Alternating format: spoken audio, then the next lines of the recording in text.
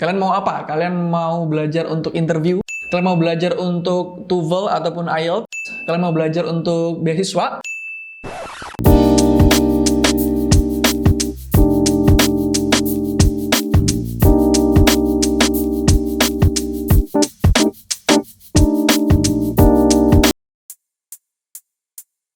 Oke, halo teman-teman, selamat datang di channel YEC. Channel yang akan membahas tentang bahasa Inggris untuk pendukung kalian mencari pekerjaan atau panduan karir kalian. So, kalau kalian minat dengan seputar bahasa Inggris dan juga karir, kalian bisa aja langsung subscribe ke channel kami. Thank you. Mau daftar beasiswa, pasti butuh bahasa Inggris. Untuk interview kerja, ya meskipun kadang ada bahasa Indonesia, tapi sekarang udah kebanyakan pakai bahasa Inggris. Udah kerja pun, kalian mungkin akan menemui beberapa rekan kerja kalian, apalagi kalau di ibu kota ya, itu pasti udah pakai bilingual, yaitu bahasa Indonesia dan juga bahasa Inggris. Apalagi kalau kalian bersentuhan langsung dengan klien di perusahaan yang multinasional, udah pasti itu harus pakai bahasa Inggris. Coba deh teman-teman sekarang sebutin aspek-aspek apa aja yang berkenaan dengan bahasa Inggris di kehidupan kita. Nah, terus kalian masih bingung nih cara belajar bahasa Inggris itu mulainya dari mana? Nah, tenang aja kawan-kawan, karena di sini kita akan membahas 5 tips untuk kalian belajar bahasa Inggris secara efektif tapi tetap in a fun way. Jangan skip video ini, tonton sampai habis, oke?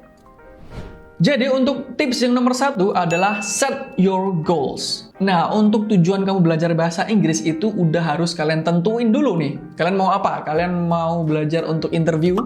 Kalian mau belajar untuk TOEFL ataupun IELTS? Kalian mau belajar untuk beasiswa?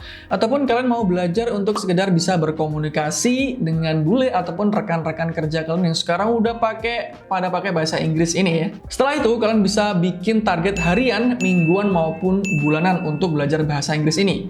Seperti contohnya dulu aku itu ada target harian dan juga mingguan untuk bisa melafalkan pronunciation dalam bahasa Inggris yang baik dan benar sesuai dengan ejaan bahasa Inggris American ataupun accent British. Oke, sekarang tips nomor 2 yang menurutku paling penting adalah start from what you love or what you makes enjoy. Kenapa sih harus memulai sesuatu dari yang kita sukai? Nah, pastinya tiap orang itu punya preferensi atau cara belajar yang berbeda-beda. Bisa lewat visual, lewat audio, ataupun lewat ya memori gitu ya.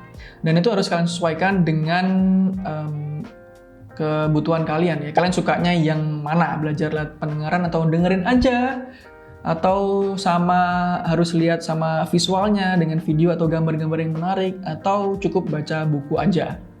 Karena what works for you might not works for others.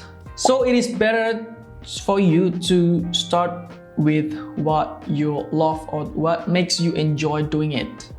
Kalau misal nih kalian sukanya nonton film ataupun series gitu ya, go for it. Kalian bisa nonton film atau series itu pakai subtitle dalam bahasa Inggris dulu, ataupun nanti kalau udah terbiasa nggak usah nontonnya nggak usah pakai subtitle, ataupun kalian pakai subtitle bahasa Indonesia.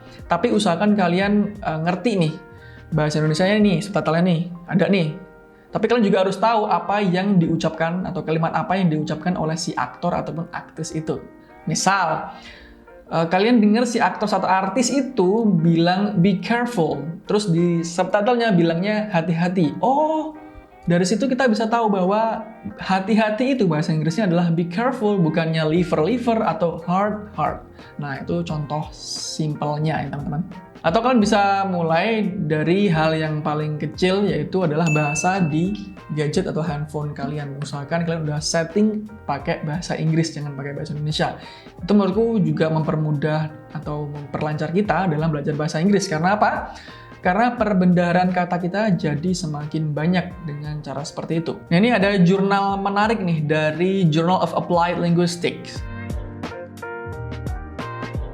Tips nomor 3 yaitu take a note atau buatlah catatan. Salah satu artikel yang dimuat di British Council menyebutkan bahwa mencatat, teman-teman, merupakan salah satu metode belajar yang paling efektif. Nih aku bacain ya.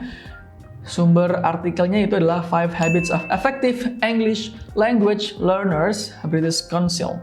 5 Habits of Effective English Language Learner. Jadi bikin catatan ini penting ya teman-teman, penting banget saat kamu mempelajari suatu bahasa, terutama untuk mencatat kosakata yang baru. Contoh, dulu aku belajarnya itu suka banget dengan cara dengerin musik. Nah, ketika aku dengerin musik, secara otomatis aku pengen ngafalin liriknya. Setelah itu aku googling liriknya. Nah, ternyata di lirik-lirik itu tuh aku menemukan beberapa kata yang asing, yang menurutku aku baru tahu nih kata ini. Nah, setelah aku tahu nih, ternyata ada 5 kosakata atau 7 kosakata baru yang baru aku tahu nih di lagu itu. Aku catat, baru aku googling nih artinya apa, terus cara pengucapannya seperti apa, terus konteksnya itu dalam kalimat itu seperti apa. Nah, itu baru secara nggak langsung kita juga belajar yang dengan efektif tapi juga happy ya, karena kita dengerin musik tapi kita udah tahu bisa tahu nih dan belajar nih bahasa Inggris melalui musik. Yang keempat adalah practice makes mistakes. Kamu pasti udah familiar kan sama ungkapan practice makes perfect. Jadi belajar bahasa Inggris itu butuh banyak waktu dan juga butuh banyak praktek. Jadi gunakanlah kesempatan kalian untuk bisa praktek dan juga belajar. Maka dari itu saranku adalah cobalah kalian ikut klub-klub speaking gitu ya, atau kumpulan-kumpulan orang yang belajar bahasa Inggris, baik itu di kampus kalian atau di SMA kalian atau di tempat kalian kerja gitu ya.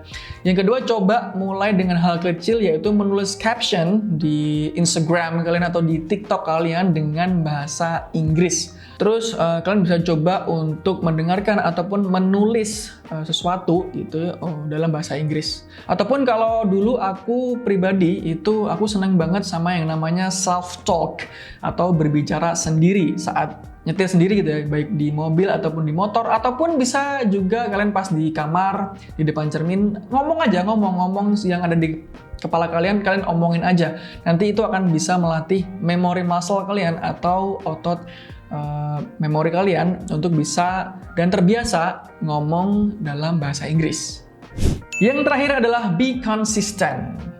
Goals yang sudah kamu capai di awal tadi akan kamu bisa capai jika kamu konsisten dalam melakukannya. Nah, tadi kan di awal udah aku kasih ya untuk kamu harus punya jadwal untuk target harian, mingguan, sampai bulanan. Nah, kalian harus disiplin tuh. Kalian harus konsisten dalam melakukan penjadwalan ataupun target harian, mingguan, bulanan kalian. Ingat teman-teman, konsisten adalah kunci. Konsistensi adalah kunci. Jadi nggak ada proses belajar yang instan dalam satu hari aja atau satu malam aja. Jadi proses belajar itu pasti membutuhkan waktu dan kalian harus konsisten dalam melakukannya. Oke teman-teman, jadi itu tadi adalah 5 tips untuk kalian belajar bahasa Inggris secara efektif tapi tetap in a fun way. Oke, jika kalian merasa video ini bermanfaat, silahkan share ke teman-teman kalian dan juga beri likes di video kali ini. Jika kalian ada pertanyaan seputar bahasa Inggris untuk mencari pekerjaan atau karir kalian, silahkan kalian tulis di kolom komentar ya, nanti kita akan coba bantu. Akhir kata, saya Vic Martino, I'm signing out and see you bye-bye in the next video.